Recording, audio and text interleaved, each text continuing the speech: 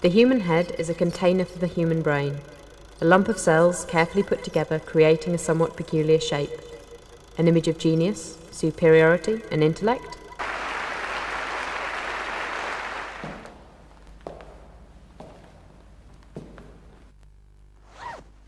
Toilet, wall, an unbearable odour of urine, and me. God, I feel awkward standing here unable to do what I came here for. I once thought the nature of my problem was physical, but not even the most clever little grey-haired Nobel Prize winner can come to my aid. It's in my head, in my secret archive of delusions and obsessive thoughts, one of the most extensive archives of its kind.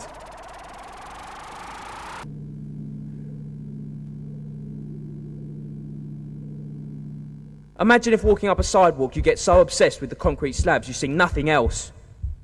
That's me. I have to step on those magic crosses in between the slabs, but only those looking like upside-down pyramids. After all, an intersecting cross shaped like a capital T gives me no satisfaction, rather the opposite. It is highly irritating and unfulfilling. Also, it is far from irrelevant in which way I perform my step. I have to put the big toe on my right foot exactly on the hypnotic centre, determined. In addition to adding some extra force behind the step, it is also essential to twist the foot slightly clockwise. If there are no slabs in my path, I breathe relieved, only to find myself tripping in a tangle of curbstones, manhole covers, and the ultimate lines for any committed line stepper, the zebra crossings. White lines must by all means be stepped on. Luckily, a habit I share with half the country's population. Do you get the picture? Line madness. I remember with horror physical education at school, where I, besides having to take part in the physical training, had to concentrate on a floor from hell.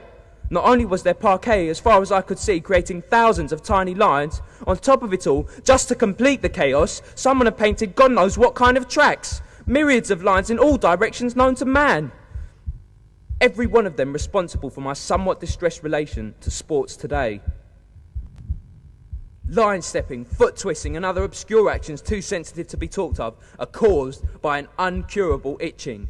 This itching is found under my big toe and in most of my other muscles. To get relief, I tighten my joints. In my younger days, I found myself moving my joints unrestrained in a large scale, not unlike an epileptic jumping jack. But hurting looks and spiteful comments have reduced these actions to an almost invisible jerking.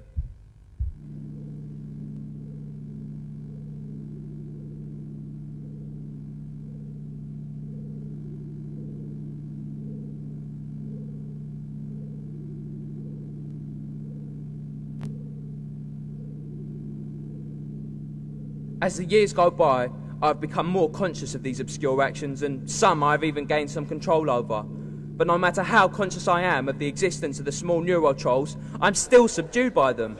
And where I'm standing at the moment, things are not working well at all.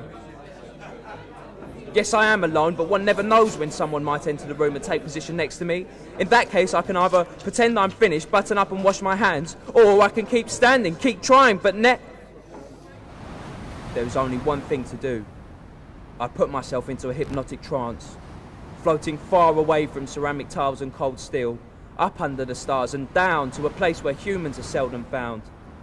There I find a dry, dying plant, and like my body screams to be itched, this plant screams for fluid.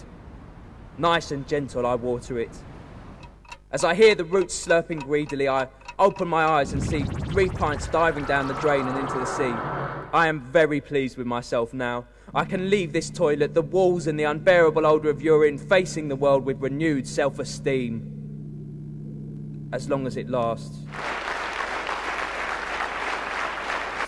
Humans are totally at the mercy of their brain.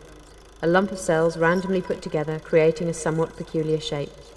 The source of complete chaos.